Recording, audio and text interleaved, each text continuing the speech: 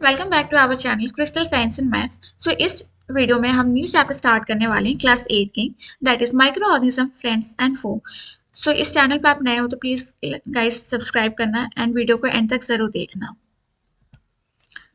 Micro organism होता क्या है? तो माइक्रो ऑर्गेनिज्म के नाम से ही पता चलता है वो बहुत ही ज्यादा छोटे हैं, माइक्रो हैं, जिसको कि हम अपने नेकेड आई से देख नहीं सकते हैं। With the use of magnifying glass और माइक्रोस्कोप के थ्रू हम इसे देखते हैं। That's why it is called micro organism. The branch of science that deals with the study of microorganisms is known as microbiology. Microorganisms can be divided into five major groups: virus, bacteria, fungi, protozoa, and algae. First हम virus के बारे में पढ़ते हैं। Virus क्या होते हैं? तो virus living and non living दोनों ही होते हैं, क्योंकि जब ये होस्ट के बॉडी से आउटसाइड में रहते हैं तो वो नॉन लिविंग रहते हैं। जैसे ही वो एंटर करते हैं देन वो लिविंग बन जाते हैं and reproduce rapidly. Harmful effect of virus क्या होता है? तो बहुत सारे डिजीज हमारे प्लांट, एनिमल्स एंड ह्यूमंस में करवाते हैं, जस्ट लाइक आपके कॉमन कोल्ड हो गए, एड्स हो गए, एंड अभी आपका कोविड-19 भी है। फिर प्लांट में आपके तंबाकू मोजाइक कराते हैं, एनिमल्स में food and mouth disease of cattle. तो ये सारे डिजीज हमारे वायरस कराते हैं। देन आता है bacteria. Bacteria are unicellular organism are found everywhere around us. Bacteria reproduce by the process of binary fission से ये रिप्रोड्यूस करता है। ये बहुत ज़्यादा ही इंपॉर्टेंट होता है हमारे डेली लाइफ में। कहाँ इंपॉर्टेंट होता है? For making curd and cheese. Milk में जब एक लैक्टोबैसिलस नाम की बैक्टीरिया आ जाती है तब वो मिल्क क्या बन जाती है? कर्ड बन जाती है। Decomposition. Dead and decaying matter is decomposed by bacteria into simple organic substance which can be used by plant and animals. हमने बहुत सारे बायोडिग्रेडेबल हम क्या सब्सटेंस वेस्ट बाहर फेंकते हैं मिट्टी में। कुछ दिन के बाद ये क्या होता है? गायब हो जाता है। तो गायब होने का मतलब कि ये डिकम्पोज हो जाता है सॉइल में with the help of bacteria, and ये डिकम्पोज होके वो सॉइल में ह्यूमस बनाता है जो कि सॉइल के लिए बहुत अच्छा होता है। नेक्स्ट आता है नाइट्रिफिकेशन, नाइट्रोजन फिक्सेशन। तो पहले हम नाइट्रोजन फिक्सेशन पढ़ते हैं। Rhizobium living in the root nodules of leguminous plant. Rhizobium एक बैक्टीरिया होते हैं जो कि लेग्यूमिनस प्लांट के रूट्स में रहते हैं। लेग्यूमिनस प्लांट क्या हो गए? जैसे आपके पल्सेस के प्लांट हो गए, ग्राम पी, ये सब हो गए आपके। ये क्या करते हैं? हेल्प करते हैं नाइट्रोजन को फिक्सेस करने में एंड कन्वर्ट करते हैं नाइट्रेट में। हमारे एटमॉस्फेयर में नाइट्रोजन बहुत है, मैक्सिमम अमाउंट में है। ये नाइट्रोजन सॉइल में आता है लाइटनिंग के थ्रू, एंड ये सॉइल से ये राइजोबियम बैक्टीरिया लेते हैं एंड उसको नाइट्रेट में कन्वर्ट कर देते हैं। एंड कुछ और भी बैक्टीरिया हैं, एजोबैक्टर, ये सब भी बैक्टीरिया नाइट्रोजन फिक्सेसिंग करते हैं। देन ये बैक्टी नाइट्रेट क्या करते हैं? ये प्लांट लेते हैं एंड एनिमल्स भी इनडायरेक्टली ले लेते हैं ये नाइट्रेट, एंड ये नाइट्रेट प्रोटीन में आ जाता है हमारे बॉडी में, एंड ये protein from the dead matter is first converted into ammonia by ammonifying bacteria. ये हम क्या करते हैं? हमारे डेड होने के बाद प्लांट एनिमल्स जब डेड हो जाते हैं तो वो सॉइल में मिल जाते हैं। देन ये सॉइल में मिलने के बाद ये एमोनिया किस में कन्वर्ट हो जाता है? आपका एटमॉस्फेरिक नाइट्रेट में कन्वर्ट हो जाता है। इसको कौन करता है? तो एमोनिफाइंग बैक्टीरिया करते हैं, एमोनिया को नाइट्रेट में कन्वर्ट करते हैं। देन आपका ये जो थ्री प्रोसेस मैंने बोला, decomposition and nitrification and nitrogen fixation, ये क्या होते हैं? सॉइल की फर्टिलिटी को इंक्रीज करते हैं। देन आपका production of antibiotic. Antibiotic are the chemical which helps और stop the growth of disease causing micro organism. कभी कभी हमारे बॉडी में हार्मफुल माइक्रो ऑर्गेनिज्म एंटर करते हैं जो कि बहुत सारे डिजीज करवाते हैं। ये डिजीज को स्टॉप करने के लिए हम क्या खाते हैं? एंटीबायोटिक खाते हैं, जैसे स्ट्रेप्टोमाइसिन, एजिथ्रोमाइसिन, टेट्रासिलिन, ये कुछ एंटीबायोटिक के एग्जाम्पल्स हैं। वैक्सीन प्रोडक्शन में भी यूज होता है एंड बायोगैस प्रोडक्शन में भी ये यूज होता है bacteria. Harmful effects of bacteria क्या है? तो ये फूड पॉइजनिंग करवाता है, डिजीज इन ह्यूमन, कौन से डिजीज करवाता है? टीबी, कॉलेरा, टाइफाइड, डिसेंट्री, ये सारे डिजीज कराता है। देन प्लांट्स में भी डिजीज कराते हैं, जैसे पोटैटो में आपने रिंग स्पॉट देखा होगा, फायर ब्लाइट ऑफ एप्पल, ये सब डिजीज कराते हैं प्लांट्स में। एंड एनिमल्स में बोवाइन डिजीज इन कैटल्स में कराते हैं। ये सारे डिजीज बैक्टीरिया करवाते हैं। टाइप्स ऑफ बैक्टीरिया यहाँ पे देख सकते हो, सारे बैक्टीरिया का शेप साइज अलग है। एंड ये बीच वाला लैक्टोबैसिलस बैक्टीरिया कहाँ प्रेजेंट है? मैंने अभी पढ़ाया था, कर्ड में प्रेजेंट रहता है, एंड ये आपका स्टमक में प्रेजेंट रहता है। Good bacteria and bad bacteria, तो यहाँ पे देख सकते हो, यहाँ पे तीन बैक्टीरिया जो कि हमारे बॉडी के लिए अच्छे होते हैं, लैक्टोबैसिलस, ये सब बैक्टीरिया। एंड यहाँ पे देख सकते हो कुछ बैड बैक्टीरिया जो हमारे बॉडी के लिए खराब होता है।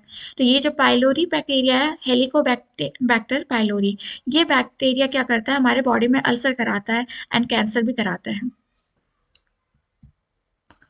देन आपका आता है फंगी। फंगी क्या होता है? They are like plant like organism, plant जैसे ही होते हैं, सेल वॉल प्रेजेंट रहता है, बट लैकिंग ऑफ क्लोरोफिल, इसीलिए उनकी कलर क्या होती है?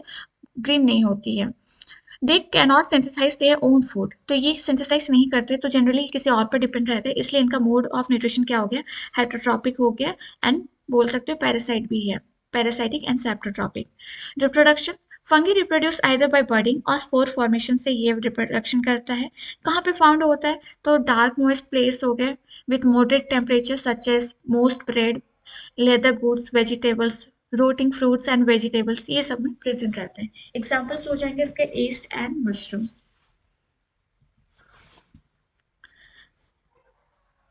देन अब आप इसका बेनिफिशियल पढ़ोगे तो बेनिफिट क्या होता है इसका? तो ये ईस्ट बनाने में यूज होता है, एंड ये ईस्ट फर्मेंटेशन बनाने में यूज होता है, एंड ये ईस्ट हम अपने बेकिंग चीज में देख सकते हैं, बेकरी चीज में देख सकते हैं। क्यों? क्योंकि ये कार्बन डाइऑक्साइड गैस रिलीज करता है, जिससे कि हमारा जो भी केक हो गया, इडली ये हो गया, ये क्या होता है? फल्फी हो जाता है। देन आपका आता है प्रिपरेशन ऑफ चीज, ऑर्गेनिक एसिड भी हो गए। हार्मफुल इफेक्ट्स क्या हो जाएंगे इसके? Spoilage of food, disease in human, disease in plant and animals. Sometime आपने देखा होगा कि रेनी सीजन में हमारे स्किन में फंगल इन्फेक्शन होते हैं, रिंग टाइप के होते हैं, रिंग टाइप के रेडिस टाइप के हो जाते हैं, तो ये फंगल इन्फेक्शन होता है, जो कि फंगी से होता है। न्यूट्रिशन, एल्गी, एल्गी का न्यूट्रिशन क्या होता है? तो एल्गी क्या है आपका? ये ग्रीन, इसके पास क्लोरोफिल रहता है, इसीलिए फोटोसिंथेसिस कर सकता है, अपना खाना खुद से बना सकता है, इसीलिए हम इसे क्या बोलते हैं? ऑटोट्रॉपिक बोलते हैं। बेनिफिशियल ऑफ एल्गी, एल्गी कहाँ यूज होता है? तो फर्टिलाइजर में यूज होता है, food for aquatic organism, food for humans.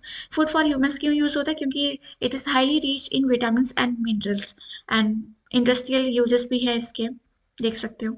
Harmful effect of algae क्या होता है? यूट्रोफिकेशन होता है, एंड एल्गी क्या होता है? हमारे वाटर में भी कभी कभी एल्गी होता है, तो ये एल्गी जब वाटर में प्रेजेंट रहता है तो वो हमारे लिए अनफिट होता है, तो ये इसका एक हार्मफुल इफेक्ट ये भी है। देन आता है आपका प्रोटोजोआ।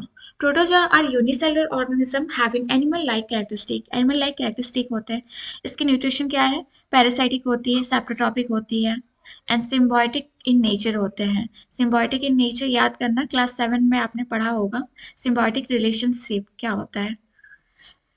एंड शेप क्या होता है इसका? इरेगुलर शेप होता है, कोई भी एक फिक्स शेप नहीं होता, जस्ट लाइक एमीबा। रिप्रोडक्शन कैसे करते हैं? Binary fusion, budding and spore formation से भी रिप्रोडक्शन करते हैं। बेनिफिशियल ऑफ प्रोटोजोआ, प्रोटोजोआ कहाँ यूज होता है? They feed on algae and turn are eaten by larger aquatic organisms. Protozoans living in guts of ruminant help in the digestion of cellulose. तो ruminant आपके क्या हो गए? काओ, बफेलो, गोट, ये सब हो गए, तो उनके गर्ट्स में, इंटेस्टाइन में गर्ट्स होता है, ठीक है, वो गर्ट्स में कौन प्रेजेंट रहते हैं? प्रोटोजोआ, जो कि सेलुलस डाइजेशन करने में हेल्प करते हैं। हार्मफुल इफेक्ट क्या हो जाएगा? तो हार्मफुल इफेक्ट आपका हो जाएगा disease in human, amoebic dysentery, sleeping sickness, malaria, ये सब प्रोटोजोआ ही कराता है, ठीक है। Communicable disease. The disease which can be transferred from infected person to a healthy person is called communicable disease. तो ये क्या होता है? ट्रांसफर होता है। कोई भी डिजीज एक पर्सन से दूसरे पर्सन को ट्रांसफर होता है, तो उस डिजीज को हम बोलते हैं कम्युनिकेबल डिजीज। आपका कॉमन कोल्ड हो गया, मलेरिया हो गया, डेंगू हो गया।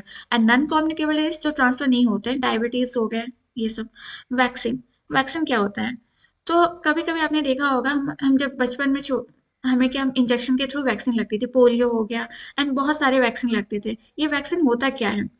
तो जैसे एग्जांपल देती हूँ, चिकन पॉक्स की एग्जांपल देती हूँ। तो चिकन पॉक्स आपको मान लो हो गया है, तो एक जन को जब हो जाता है तो उसके बॉडी में क्या होते हैं? चिकन पॉक्स के माइक्रो ऑर्गेनिज्म एंटर करते हैं, एंड हमारे जो बॉडी का WBC होता है, जो ब्लड में प्रेजेंट रहता है, एंटीबॉडीज जो प्रोड्यूस करता है, ये क्या होता है? फेल हो जाता है, फाइट नहीं कर पाता है। दैट्स वाई इसका जो आउटसाइड वाला माइक्रो ऑर्गेनिज्म क्या होता है? डोमिनेंट बन जाता है हमारी बॉडी के ऊपर। तो हम क्या लेते हैं? बाहर से माइक्रो ऑर्गेनिज्म लेते हैं। ये माइक्रो ऑर्गेनिज्म जब बॉडी के अंदर जाता है, तब इसे क्या करता है? फाइट करता है, एंड फाइट करके इसको हरा देता है। एंड ये मतलब कि फ्यूचर के लिए भी काम आता है, ठीक है, क्योंकि ये जो एंटीबॉडीज जो हम ले रहे हैं वैक्सीन के थ्रू, ये परमानेंटली हमारे बॉडी में रह जाता है। जैसे हम बहुत सारे वैक्सीन लेते हैं, आपके कोलेरा के वैक्सीन, पोलियो, हेपाटाइटिस, मम्स, ये सब के वैक्सीन लेते हैं। Then food preservation. Food preservation क्या होता है? Food materials has tendency of getting spoiled by micro organism. The acid produced by microbe makes the taste bad and gaseous by the product. तो food spoil कैसे हो जाता है? तो micro organism से स्पॉइल हो जाता है। इसकी टेस्ट और गैसेस स्मेल क्या हो जाती है? खराब हो जाती है। तो हम फूड को प्रिजर्व कैसे कर सकते हैं? तो रेफ्रिजरेटर में रख के, हाँ, लो टेम्परेचर में, या फिर इसको कॉमन सॉल्ट दे के हम रख सकते हैं। शुगर दे के भी रख सकते हैं। शुगर से कैसे हम किसको देते हैं? तो आपके जैसे सॉस हो गए एंड स्क्वास हो गए, वहाँ पे हम शुगर दे के रखते हैं। देन आपका आता है preservation by oil and vinegar. Pickles में हम यूज़ करते हैं ऑयल एंड विनेगर, जो कि बहुत दिन तक वो प्रिजर्व करती है पिकल्स को। बॉइलिंग भी करते हैं, मिल्क जैसे आपका बॉइलिंग करते हैं। पेस्टराइजेशन। पेस्टराइजेशन क्या होता है? तो पेस्टराइजेशन एक प्रोसेस है जो कि हम 70 डिग्री सेल्सियस से 100 डिग्री सेल्सियस तक बॉईल करते हैं 3 से 4 मिनट के लिए। देन इसको ठंडा कर देते हैं। तो ये क्या होता है? पेस्टराइजेशन। मिल्क को भी हम पेस्टराइजेशन करते हैं। देन आपका कैनिंग आ गया। एंड केमिकल प्रिजर्वेटिव्स भी हम आजकल यूज करते हैं। तो ये हो गया आपके फूड प्रिजर्वेटिव्स। लास्ट टॉपिक आता है नाइट्रोजन साइकिल। आपने ऊपर पढ़ा ही होगा नाइट्रोजन फिक्सेशन एंड नाइट्रीफाइंग, ये सब जो हो रहा था, ये कैसे हो रहा है? तो देखो, एटमोस्फेयर में नाइट्रोजन रहता है, हमें पता है। देन ये N2 क्या होता है? लाइटनिंग के थ्रू ये सॉइल में एंटर करता है। एंड ये सॉइल में क्या करते हैं? राइजोबियम बैक्टीरिया रहते हैं जो कि नाइट्रोजन फिक्सेसिंग करते हैं, उसको एमोनिया में कन्वर्ट कर देते हैं। एंड ये एमोनिया कौन लेता है? आपके प्लांट एंड एनिमल्स लेते हैं। देन एनिमल्स एंड प्लांट क्या होता है, कुछ दिन या कुछ साल के बाद मर जाते हैं, डेड हो जाते हैं। देन ये फिर से सॉइल में आ जाते हैं। सॉइल में आने के बाद ये कौन से में आते हैं? एमोनिया में आते हैं। एमोनिया से वो कन्वर्ट हो जाते हैं NO2 में। देन ये NO2 को कौन कन्वर्ट करता है? तो आपने एमोनिफाइंग बैक्टीरिया पढ़ा होगा ऊपर, वो कन्वर्ट करता है। देन ये कन्वर्ट करके फिर से सॉइल से क्या चले जाते हैं? एटमोस्फेयर को चले जाते हैं, डीनाइट्रिफिकेशन हो जाते हैं। एंड ये डीनाइट्रिफिकेशन बैक्टीरिया करते हैं। तो ये होल प्रोसेस आप देख सकते हो। ये होल प्रोसेस से क्या होता है? जो आपका नाइट्रोजन है एटमोस्फेयर में, वो क्या होता है? आपका कांस्टेंट ही रहता है। ये आपका हो गया नाइट्रोजन साइकिल। तो आप और एक बार डेफिनेशन इसके देख सकते हो। The amount of nitrogen remains the constant in the atmosphere and it is done by the nitrogen cycle. Nitrogen cycle is a biochemical cycle which brings about circulation of nitrogen through the living and non-living component of biosphere. तो ये हो गया आपका nitrogen cycle. सो इस chapter में इतने ही important topics थे। तो वीडियो पसंद आए तो प्लीज़ लाइक करना and thank you for watching this.